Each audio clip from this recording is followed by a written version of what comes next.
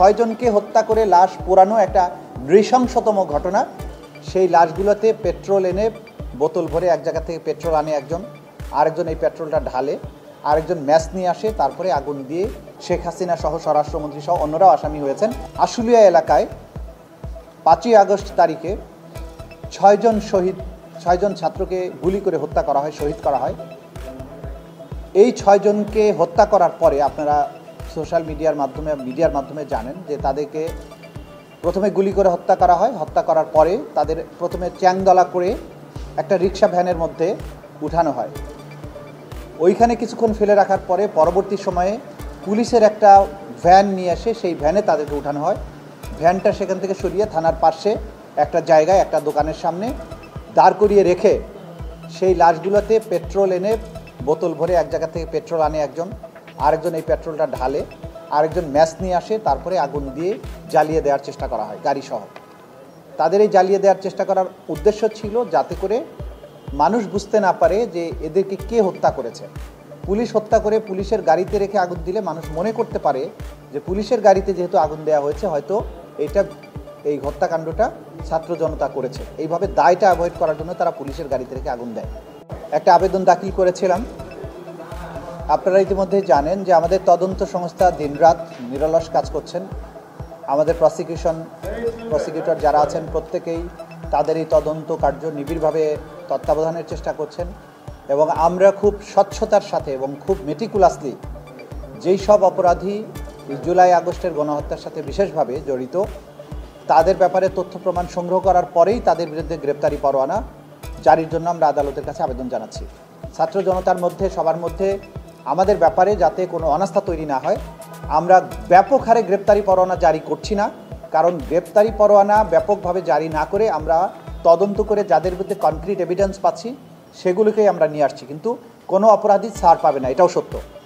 আর বিভিন্ন থানাগুলোতে গোটা বাংলাদেশ জুড়ে যে সমস্ত থানায় মামলাগুলো করেছেন ভিকটিম পরিবার, আমরা আইনশৃঙ্খলা রক্ষাকারী বাহিনী এবং সরকারের পক্ষ থেকে যে নির্দেশনা, আমরা সরকারের পক্ষ থেকে যে মতামত জানতে পেরেছি যে এই মামলাগুলোর কিন্তু তদন্ত অব্যাহত থাকবে যতক্ষণ পর্যন্ত আন্তর্জাতিক অপরাধ ট্রাইব্যুনাল এগুলোকে তাদের মামলা হিসেবে গ্রহণ না করবে ততক্ষণ পর্যন্ত কিন্তু থানাগুলোতে এই মামলা চলমান থাকবে। আইনের এবং বিচারিক যে সমস্ত প্রক্রিয়া আছে, আসামিকে গ্রেপ্তার, তাদেরকে আদালতে সোপর্দ করার এই প্রক্রিয়াটাও চলমান থাকবে। ডিটেইল তদন্ত করে এবং তদন্ত পরে যেটা পাওয়া যায় যে এই ঘটনার সময়ে গুলি বর্ষণের সাথে ঢাকা 19 আসনের সেই সময়ের যে এমপি ছিল সাইফুল ইসলাম, সে নিজ হাতে অস্ত্র নিয়ে গুলি বর্ষণ করেছে পুলিশের পাশাপাশি ছাত্রলীগকে নিয়ে।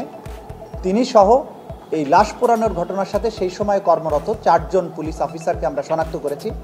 এই 4 জন আর সাইফুল ইসলাম ঢাকা 19-এর এমপি সেই সময়ের, তার বিরুদ্ধে আমরা গ্রেপ্তারি পরোয়ানা জারির জন্য আবেদন করেছিলাম। আদালত গ্রেপ্তারি পরোয়ানা জারি করেছেন আজকে, বলেছেন ইমিডিয়েটলি তাদেরকে অ্যারেস্ট করে আদালতে সোপর্দ করার জন্য এবং এই গ্রেপ্তার করা মাত্র তাদেরকে আদালতের কাছে সোপর্দ করতে হবে এবং পরবর্তী 26শে জানুয়ারিতে এই মামলার জন্য পরবর্তী তারিখ নির্ধারণ করা হয়েছে। এর মধ্যে প্রোগ্রেস রিপোর্ট বা তদন্ত রিপোর্ট যেটা আমরা পাবো সেটা আদালতের কাছে দাখিল করব। যে সমস্ত পুলিশ কর্মকর্তা ছিল তারা ইতিমধ্যেই আরও ব্যাপক পরিসরে যে সমস্ত ঘটনা ঘটেছে সেগুলোতে তারা আসামি হয়েছেন এবং আসামি হয়ে গ্রেপ্তার হয়ে অলরেডি তারা জেলেও আছেন এবং এটার কমান্ড রেসপন্সিবিলিটির কারণে উপরের দিকে শেখ হাসিনা সহ স্বরাষ্ট্রমন্ত্রী সহ অন্যরাও আসামি হয়েছেন, তাদের বিরুদ্ধে গ্রেপ্তারি পরোয়ানা জারি হয়েছে। স্পেসিফিক্যালি এই 6 জনকে হত্যা করে লাশ পোড়ানো একটা নৃশংসতম ঘটনা, সেই জন্য এইটাকে আমরা আলাদাভাবে তদন্ত করেছি এবং এইটার সাথে রিলেটেড যে কয়েকজনকে পাওয়া গিয়েছে তাদের বিরুদ্ধে আমরা গ্রেপ্তারি পরোয়ানা চেয়েছি। কিন্তু এর সাথে আরও যারা ইনভলভ আছে, যাদের বিরুদ্ধে তদন্তে আমরা কনক্রিট এভিডেন্স পাবো, তখন তাদের বিরুদ্ধেও কিন্তু আমরা গ্রেপ্তারি পরোয়ানা চাইবো। এটা আমাদের রিপোর্টেও আমাদের তদন্ত কর্মকর্তারা বলেছেন যে তদন্ত চলছে, যাদেরকে ভবিষ্যতে আরও সম্পৃক্ত পাওয়া যাবে তাদের বিরুদ্ধে আমরা গ্রেপ্তারি পরোয়ানা চাইতে পারবো। এখন পর্যন্ত এদের বিরুদ্ধে কনক্রিট এভিডেন্স আছে, ফলে আমরা তাদের বিরুদ্ধে গ্রেপ্তারি পরোয়ানা চেয়েছি। আমরা যখন মনে করব যে এখানে ক্রাইমস অ্যাগেন্সট হিউম্যানিটির অধীনে এই আসামিদেরকে ধরা দরকার, তাদের বিরুদ্ধে এখানে নিয়ে আসা দরকার, তখন আমরা যাব। কিন্তু ধরেন যেহেতু 56,000 বর্গমাইল জুড়ে এটা হয়েছে, এই গ্রাউন্ড লেভেল পর্যন্ত যেতে আমাদের সময় লাগবে।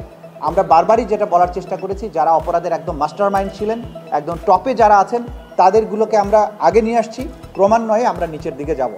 আমার এখানে মূল্যায়ন করার সুযোগ নেই।